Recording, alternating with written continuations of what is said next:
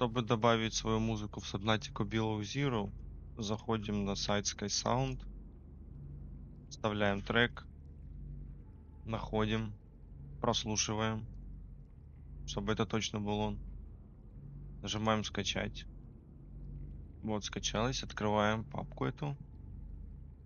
Либо будет сразу Subnautica, куда можно будет закинуть. Либо заходим в музыку, первый файл, Subnautica, и сюда добавляем треки. Просто перетягиваем с загрузок. Все, трек добавлен. Заходим в Subnautica и ищем свой трек.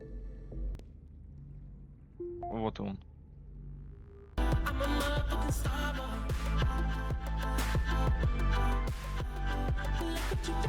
Все. Все работает.